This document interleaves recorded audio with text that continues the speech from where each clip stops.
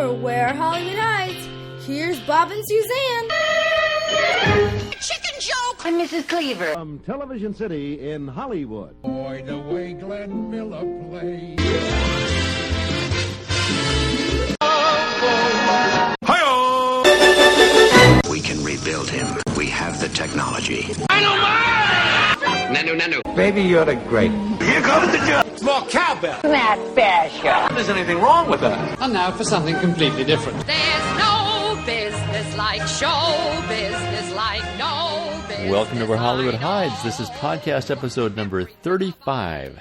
My name is Bob McCullough. And my name is Suzanne Herrera McCullough. Are you sure it's 35? 35. Yep. Wow. Yeah, it's adding up, huh? It sure is. Are you tired yet? No, I'm not. I love doing this. All right. I love doing this. It's a lot of fun, Today we have a great interview with a great actress, Diane McBain, and her personal story is very unique. And when you hear the interview, you'll understand what a genuine Hollywood actress is really all about. A beautiful woman. Wonderful. We'll start it off. Incredible beauty. And with credits, well, I won't go into them right now, but it's a terrific interview. You know me in trivia, right? Yep. The famous Dan Tana restaurant is celebrating its 50 years. Do you remember on Dan Tana? Santa Monica Boulevard, West Hollywood. That's right. Opened by somebody from Yugoslavia. He was a former soccer star, a sometime actor. And this gentleman opened up Dominic's in West Hollywood and turned it into Dan Tana. And his name is Dan Tana. And it became one of the many restaurants for the rich and the famous. I remember you couldn't get a reservation if you weren't the right name. Well, there's only 17 tables in the restaurant. Right.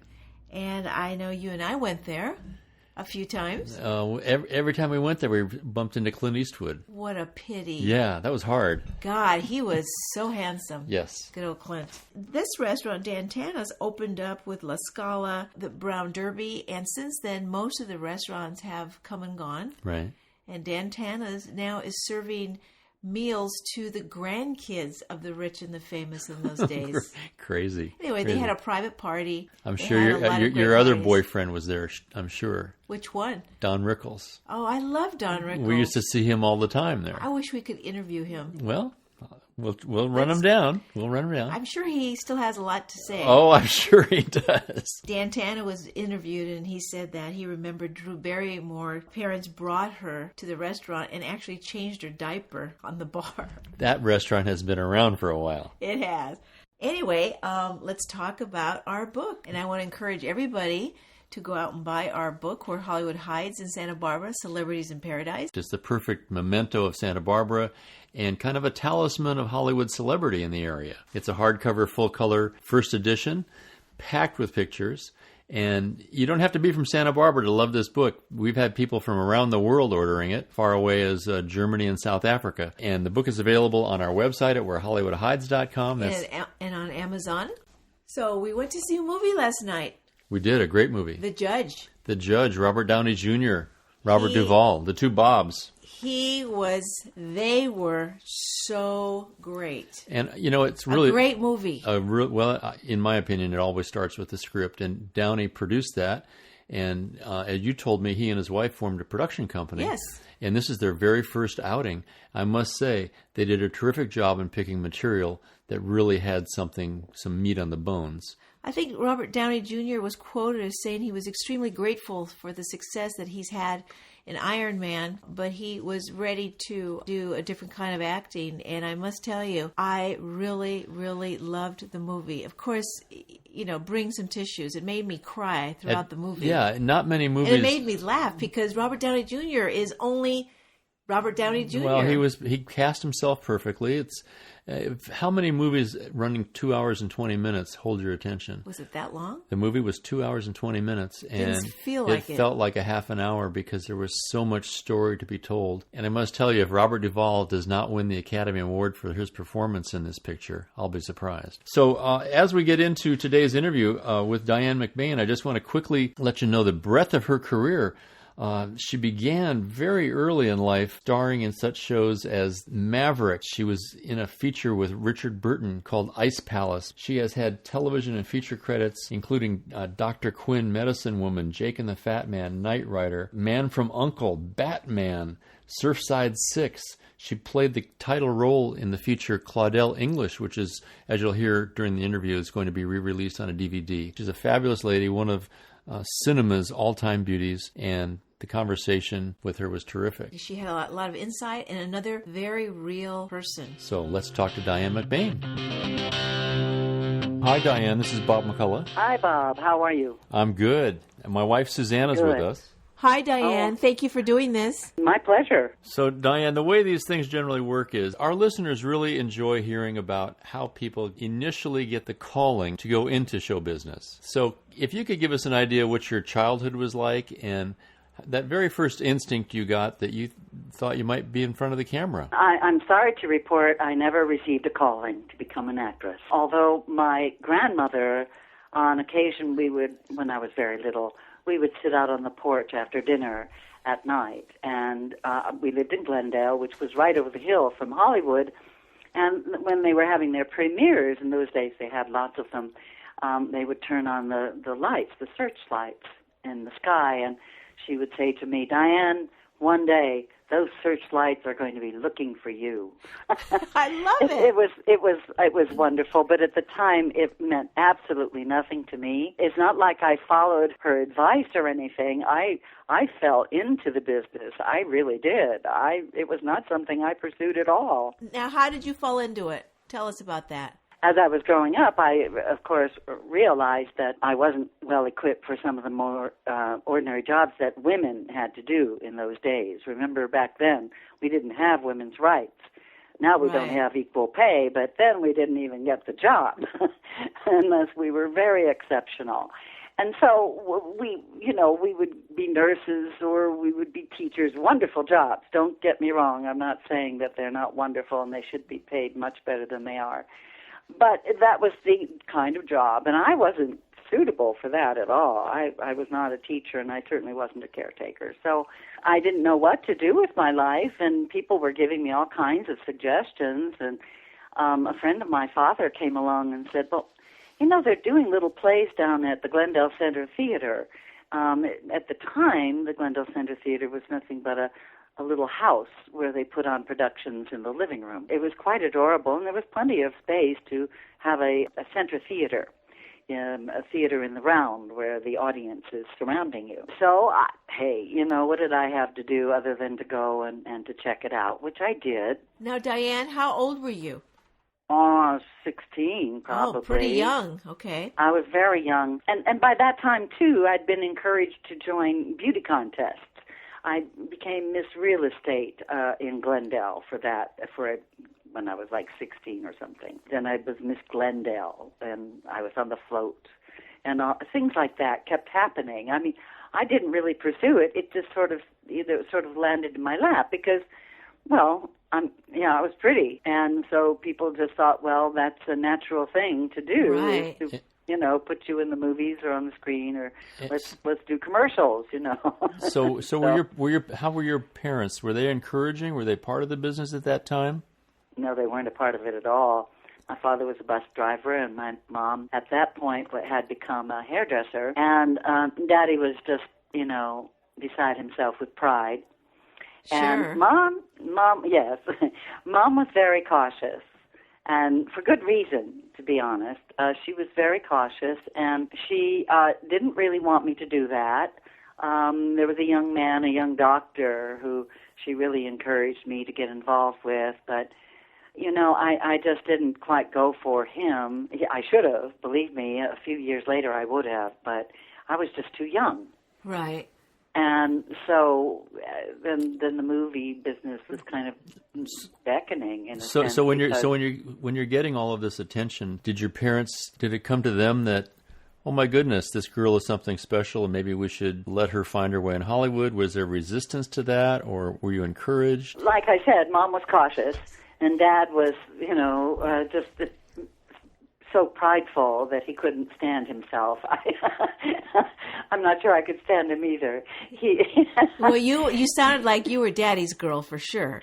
Well, certainly he loved me a lot, and I loved him. So of course, but he was just very cute about the whole thing. He just had to brag all over the place about his daughter, and I kind of appreciated that, except that if I wasn't playing baseball as a young child, or if I hadn't been in beauty contests, I don't think my father ever would have known I was alive.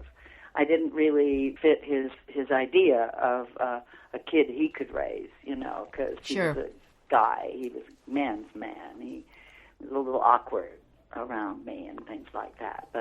And he came back from the war, in those crucial years between the time you're like 3 and 6, when you're supposed to be falling in love with your father, and it makes all the difference in the world in your later life. Well, I didn't get that opportunity because he was in war.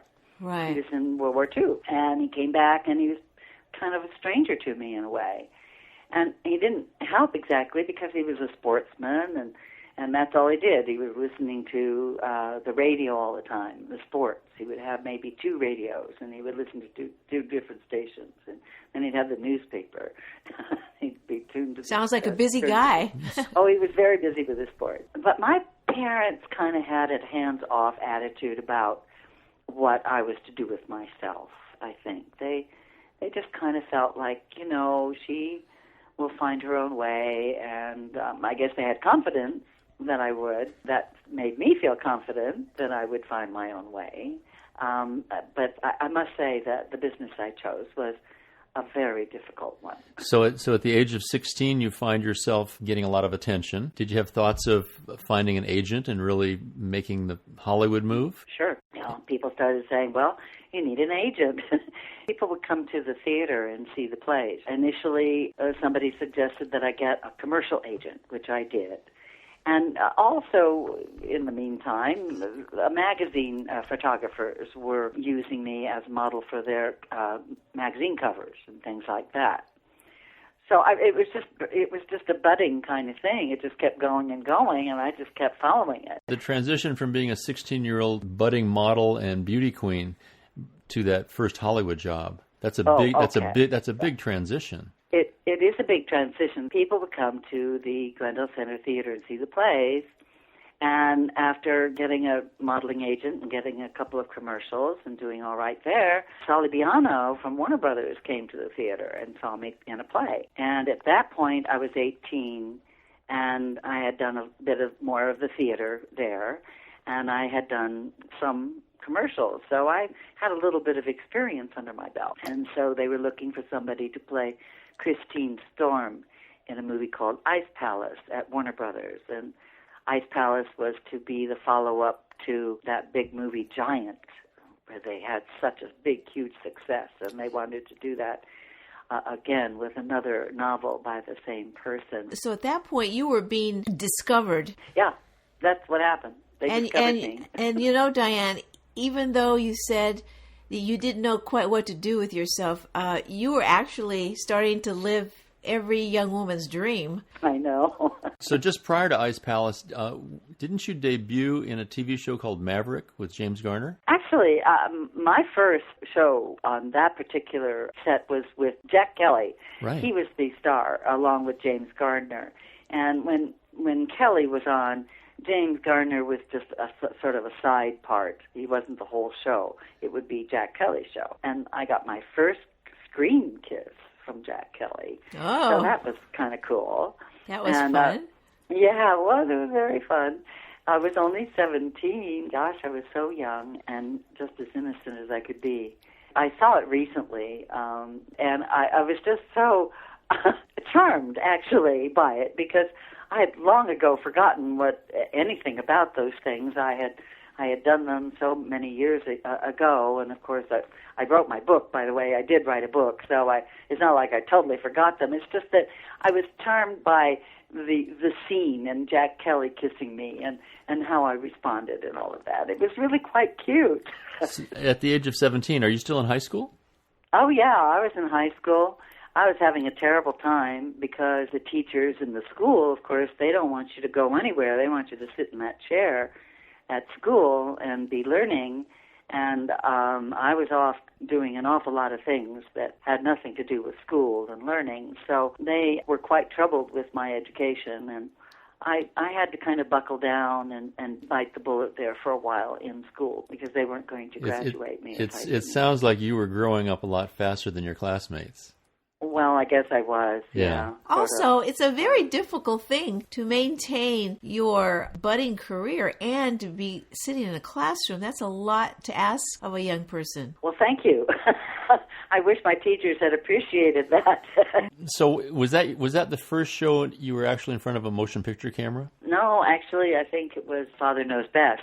And I did a little scene. I didn't even get credit for it. A little scene with Eleanor Donahue as her classmate, and that was my first time being in front of the and what camera. What was that experience like? Your first day on a real motion picture set with, Robert Young is walking around? I just never was much of a fan of any of that. Of course, I watched the shows and everything, but I didn't buy the fan books, and I didn't follow the people, and I didn't really care much, other than when I saw them at night on TV, what they did at any other time. So I was not a fan. And it didn't occur to me, that these people were such a big deal, really. In the back of my mind, I guess I knew that. It's just that I didn't have a real conscious thing about it. I didn't have oh my gosh, I'm going to be here. Ooh. No, nothing like that. So you were not you were certainly not starstruck. By then, I was not starstruck. No. So fundamentally, you had the professional's attitude of these are just people working for a living. It wasn't that important to me. What was important to me was being a teenage girl, being in school because I wanted to be with my friends and going to proms, and I really wanted to be a cheerleader very much. And I was disallowed from being able to do that because I had to spend so much time out, doing jobs. And here I was, in the middle of a career that I didn't even seek out. It just was, kind of thing. I'm sure those cheerleaders would have loved to have traded spots with you. Well, I think they did, yeah. I think some of them did. And in fact, one of them became a Playboy cover girl at one point, which really shocked me. I was so surprised. So after those initial television forays, you went into feature films with Ice Palace, and that had a pretty substantial cast behind it, didn't it? Oh, very much so, yes. It had a very big cast. Well, Richard Burton, Robert Ryan, and Carolyn Jones, Martha Heyer, Jim Backus. Was the experience at that time for you any different than doing a television series? Well, it was much more important to me by that time, of course, because by that time I was beginning to get a taste of what this was going to be like, and it was kind of good, Now, I didn't know Richard Burton. I didn't really know who he was. He was not a conscious person in my mind. He was sort of, I knew he had done some movies, but that's all I knew about him. And so, of course, when I met him, I was just totally charmed by him and all of that. So, well, he was a very big star for sure. He was, and a very powerful personality, a persona that really, personally feel like it extended beyond his years here on the planet. I think he's still very much alive. So his charisma was really a pretty compelling factor, wasn't it? It was huge. It was really huge, and I, came to appreciate it much later in life when I had already been through quite a few relationships and knew that he was really probably one of the very best among them in terms of the kind of attention he gave to me and how he made me feel and all of that, because he made me feel like the most important person in the world. And, of course, every girl wants to feel that way. The way you're describing him, he sounds like one of those people, and I've only had this experience once or twice in my life, and it was with Kirk Douglas. There are certain people, when they walk into a room, you can actually feel their presence. There is an actual physical, a wave of energy, call it an aura, whatever you like, but they are not like everybody else. They aren't. It's amazing, isn't it?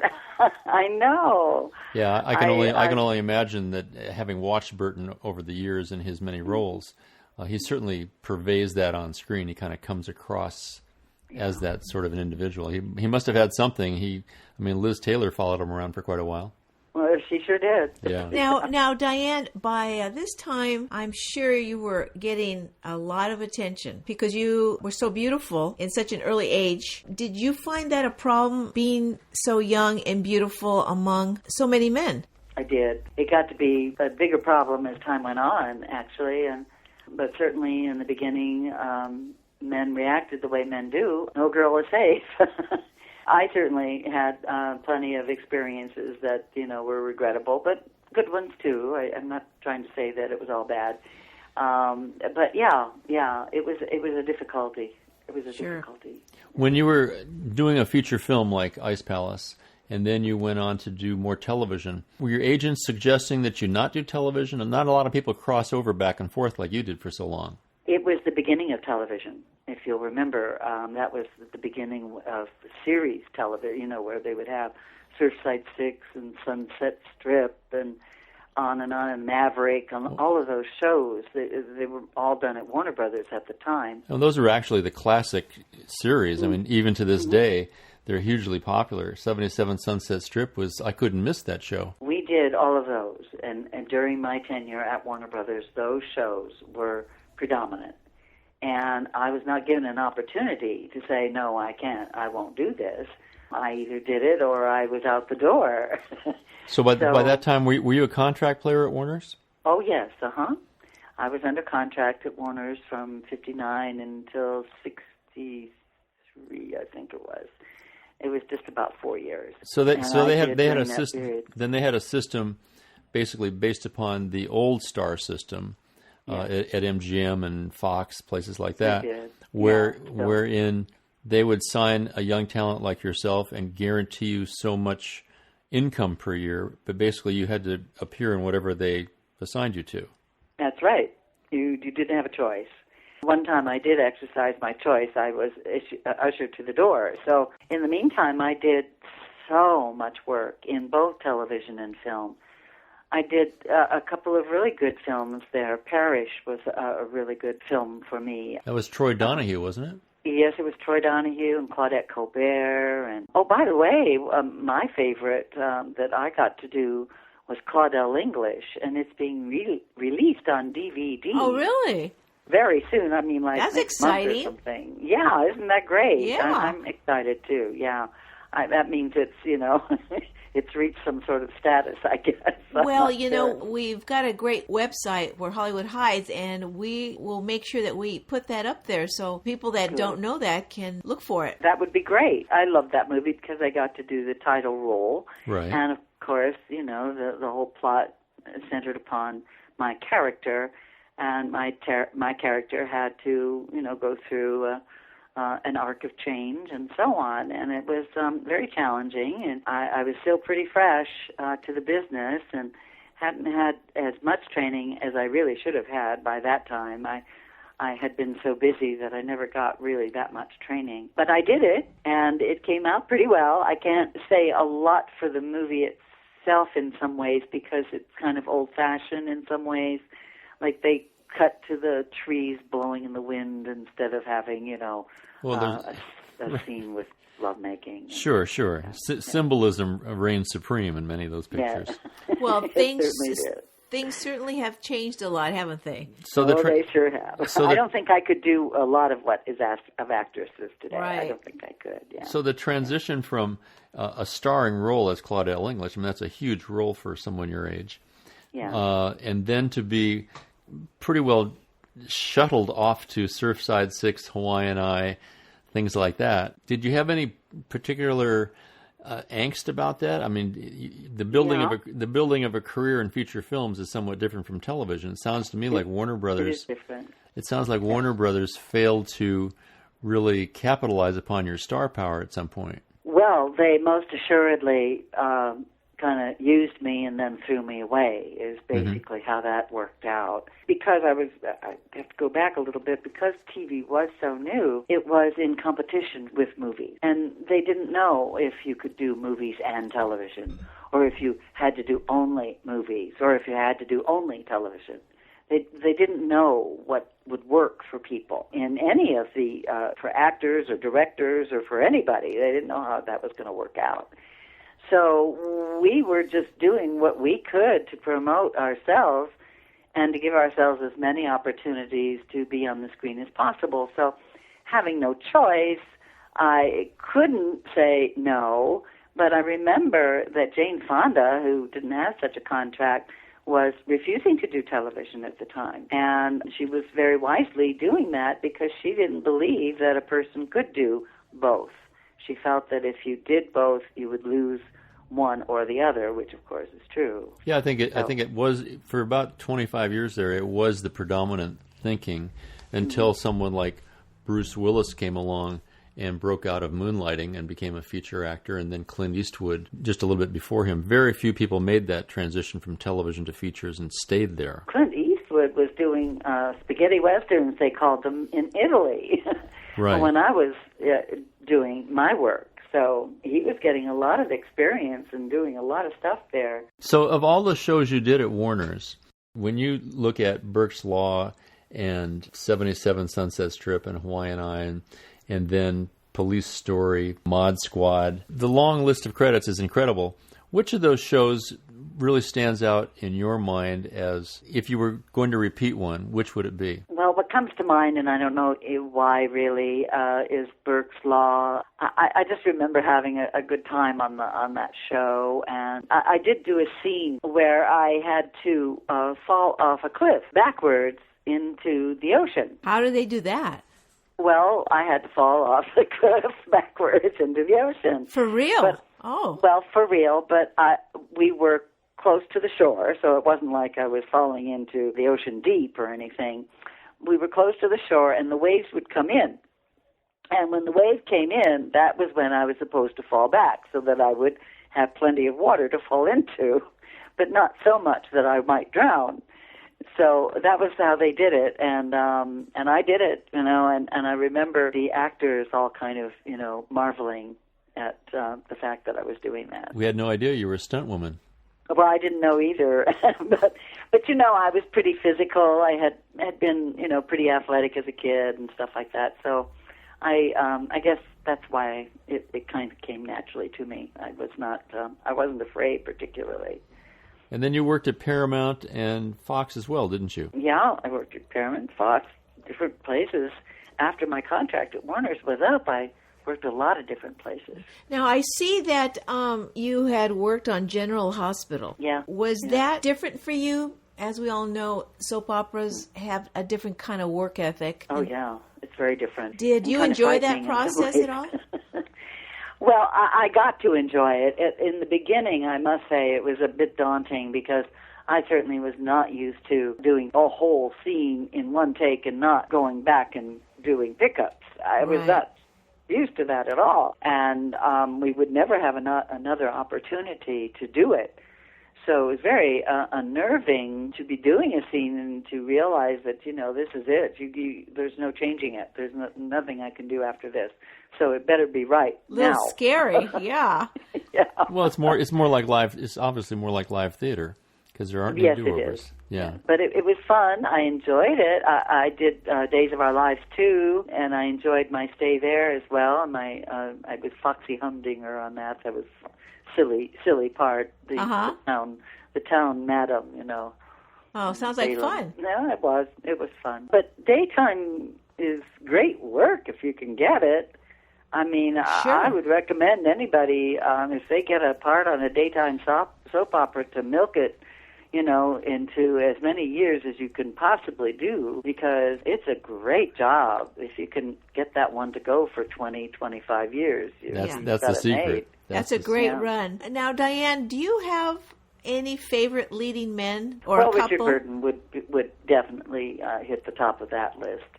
I loved Richard. He was terrific. I really liked Constance Fort. Uh-huh. She was actually a soap opera actress who got hired to do this role in the movie, and she was very good. Of course, she was very accomplished because she had been working in theater and in soap operas for so many years. So she really helped me a lot on the set, and I liked working with her. There were lots of people I loved being around. So you grew to really enjoy your craft and show business? It it got very difficult after a while. After my contract, I did really well for a few years, but then time went on. People move on. They change their ideas about what is really cool and what isn't, and things like that. You know, I started to have to struggle for every little part that I could possibly get, and it became extremely difficult. And by that time, I had been married, I had a child, I had to raise my son on what money I was able to make. And by the way, it was not a lot. I hate to burst another bubble, but it was not a lot of money. We got paid pretty well for the time that we worked, but if you weren't working every day or many days out of the year, then you weren't making a lot of money. Yeah, I think for our listeners, many of whom have no Hollywood experience, when they think of an actor or an actress, they think, oh, this person makes $15,000 a week, and they don't understand that sometimes they only make that for 2 weeks out of the year.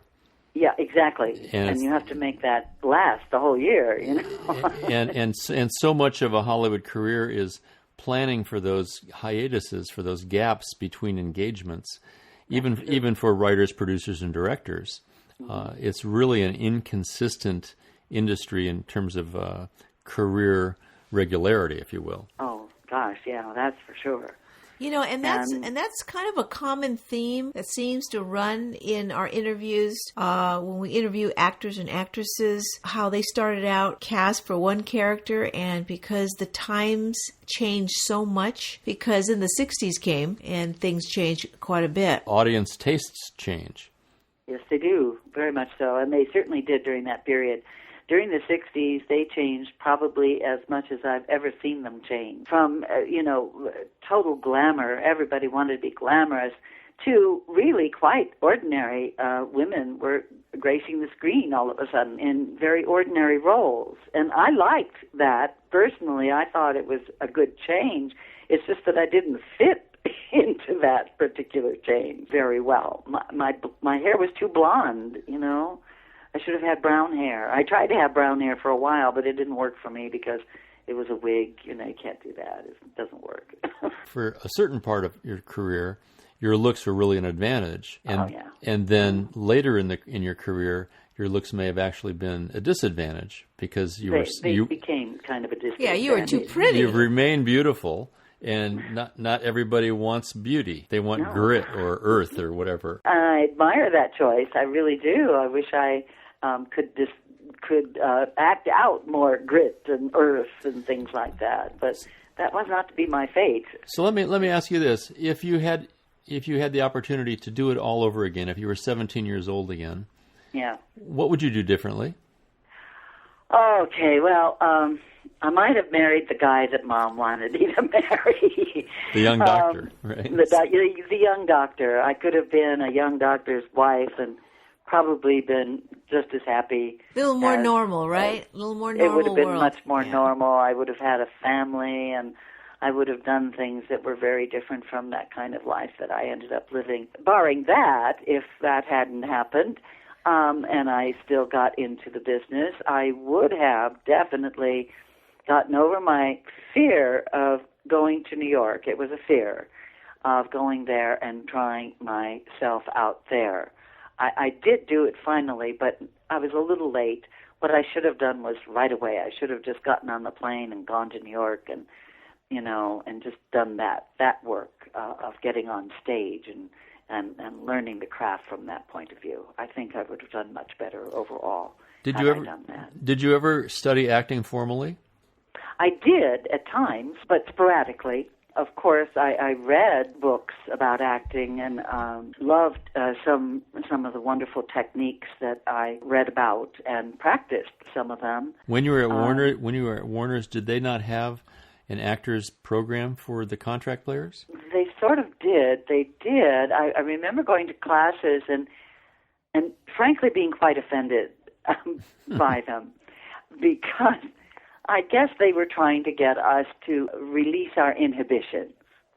And I was not that easy to release. And I think I found it a little offensive at times as a woman. It was just offensive. Was it the sort of thing where they tell you you're a tree and No, it was more like, you have to get over your sexual inhibitions. Oh. We've had a couple of those ourselves. Suzanne and I both studied acting with some people who will remain nameless at this point. Yeah. And it was all coming from the groin, if you will. Yeah. Yeah. And this teacher was, and so I didn't go to that person's class ever again. And when they suggested I go again, I wasn't interested. Before that, I was at Universal, and I did study a little bit about diction and things like that, so I had that down. And other things were just, catch as catch can. I was on the screen, and I had to learn by doing. Most people find that the best teacher. Life is actually the best teacher, isn't it? Well, I think so. It certainly taught me very well, and I did managed to get over many of my sexual inhibitions, by the way. Now, before we get into your phenomenal new book, I want to ask the one question we ask everybody on the podcast series, and that is, if you had a young woman in front of you, 16, 17, 18 years old, and she wanted to get into the business, what advice would you give her? Well, I would absolutely tell her to hone her craft. I would say go to New York and do that, or go to a well-known school like a college, for instance, where they do teach production and production techniques. And, I think there are programs at UCLA and places like that have that kind of thing now. And really learn the craft before you go out there. And don't aspire to do television. Aspire to be a superstar. Because if you don't aspire to be a superstar, then you'll just be another actor. And as another actor, you won't make much money. You might have a little bit of fame, but it won't take you very far. Reach for the stars. Absolutely. Oh, not just the stars, but the superstars. That's great advice. Great advice. Yeah. So tell us how you became a writer. You've written this phenomenal autobiography, which I must say is a very compelling read. And you tell some real truth there. I do. I decided that if I was going to tell the story, I was going to have to tell it truthfully. And the point wasn't, how to be successful in the movie business, because I didn't do that particularly. I did it in the beginning, but as time went on, I didn't. So I felt like I had more to contribute in terms of personal growth. And so I wanted to tell the story from the point of view of my personal growth from a young girl in the business to an older woman who now is, retired. And I wanted to do that as honestly as I possibly could and show it's actually more of a spiritual arc than anything else. The story really is about spiritual growth, and I really feel very strongly that I was extremely fortunate in some of my adversity because it caused me to become a more humble person, which I think is extremely valuable. It caused me to become a more authentic person, which is enormously valuable. And by the way, I would tell a young person, if you're going to learn how to be an actor, be an authentic actor and use your authentic self. Don't depend on your ego to get you through. And that's kind of what my book is about. Well, the book is called Famous Enough. Famous Enough, a Hollywood memoir. And it's really a pure autobiography. And as you say, that you do reveal an awful lot about some very terrible things that happened to you, as well as your kind of personal reconstruction. Tell me what inspired you to write it, and give us an idea what the process of getting... it's over 400 pages long. This is a substantial piece of work. This isn't something you sit down and just jot down notes. This is must have taken quite a while to put together. It was a big job. It really was. And what inspired me to do it was simply a lot of people throughout my life were always saying, Diane, you really should write your story because it's a good story. It's an interesting story. You've had a fascinating life. And I always thought, well, it was always certainly interesting. So I was always encouraged by the people around me to do that. But what finally got me to do it was that I finally found the theme of my life. And prior to that time, I couldn't think of anything that I could write that would be useful to anyone else. I'm not going to just sit down and write my story for the sake of myself. That's not my goal. I want to write my story so that other people can read it and get something from it. And so I felt like I had to have something to tell them. And so when I finally settled on the theme of my story, then I was able to sit down and start writing. And when I did, I wrote for a good many years. And I would have friends read my manuscripts, and they'd get back to me, and they'd say, well, this is good, and this isn't, and things like that. And I would rewrite. And finally, I went to Baltimore because I have some friends there, and I wanted to try city living again in a place like the East. In the East, I wanted to always be in the East for some reason. So I did that for a year. And while I was there, I tried to get the book published, and I couldn't get anywhere with it, So while I was there, I got this call from Michael Michaud. Michael is an author himself. He wrote the book on Sal Mineo, which came out in 2010. And this was in 2010, and he called me up and he said, I've got this book released. I'm doing really well with it. I've been nominated for the National Book Award, and I would like to follow it up with something that's really almost done. And he had read my manuscript, and he liked it, and he wanted to add kind of the things that I left out. So a lot of the details of my career that I had left out because I just, they weren't that important to me, so I just skipped them. The truth is, and I know you realize this now, people who are not in the business, they just love to hear the details and about show business. Yes, they do. And Michael wanted to add that to it. And he did a fabulous job of that. He came in and he took my personal story and he filled it out with all of the details of my career in such a way that I just never would have been able to do it. I just never could have. Sounds like a perfect match. Right. It really, really was. Yeah, and I think you guys managed to bring together so many disparate elements into what is truly a fully rounded life story. Beginning with your early childhood all the way through today. And the book is packed. I want our listeners to really take a look at it. It's on Amazon. It's packed with photographs and pictures. It's really one of the more complete biographies. And I've read a lot of entertainment industry biographies. Prior to your book, I was reading Sidney Poitier's book. And he also was very personal and revelatory. But your book goes even further, I think, in that you really do feel the personal and professional struggles and see them both come together as a whole, which is terrific. Just a terrific read. Thank you. Just a terrific read. And we really do. We have listeners in 64 countries, and we get a tremendous amount of feedback from around the world. And I hope your book just has phenomenal success because it really deserves it. Well, I so appreciate your comments, Bob. I really do. It was hard work. It was hard getting it published. It was hard getting it all done. But when we finally did and it was released, it was just such a huge, a wonderful, big feeling that I haven't had in a long, long, long time. Being able to feel that I had actually accomplished something that was really Did you good. find it therapeutic in any way? Because I'm sure it brought back a lot of memories, good and bad. Yeah, well, and that's part of the reason you write a book is for the therapeutic value of it. I think I recommend it to anyone who wants to write a book, the story of their life, even if it's just for their own family. I think it's a wonderful experience because you really have to kind of dig down into your soul and, find your truth and so that you can tell it, and I think it's a very valuable experience. Well, again, I want to remind the listeners it's available on Amazon as both a Kindle download. It's available for purchase, and Amazon delivers these things amazingly in about 36 hours. Wow, that's really good. Yeah. And your book is ranked, I was looking at it this morning on Amazon, it's ranked very highly. You're one of the best sellers. So I just suggest that everybody get out there and take a look at what real Hollywood is really about. And the pictures are fabulous. Pictures are fabulous. So Diane, we can't thank you enough for doing this. I hope it hasn't I enjoyed it very much. Hope it hasn't been too painful.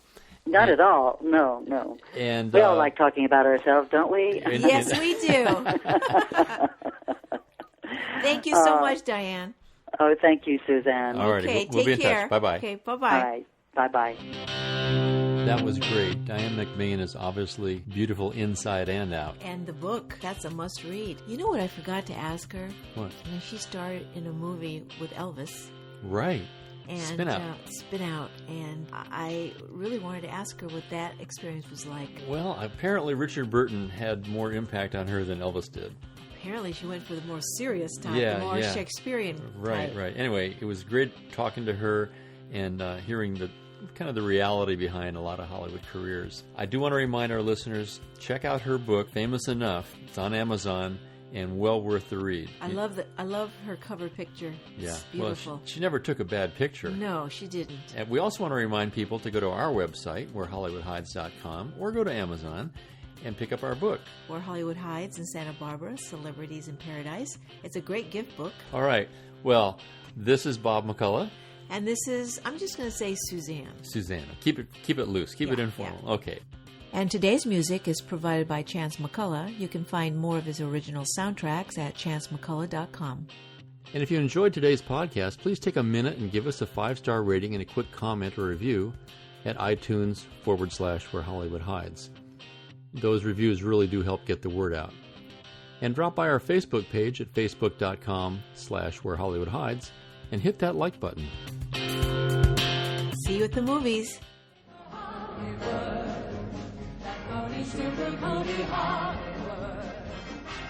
From Chilicombes and Paducas with their bazookas to get their names up in lights. All armed with photos from local rotos, with their hair in ribbons and legs in tights. Hooray for Hollywood!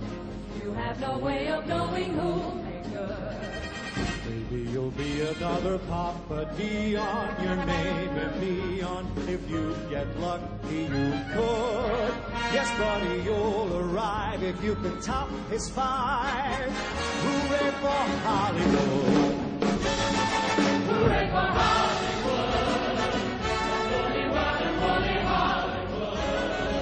They hire cowboys and then hang their chaps up and doll their maps up and give them all that they lack. Now ain't it funny? They pay 'em money. Shows what you can do if your horse can act.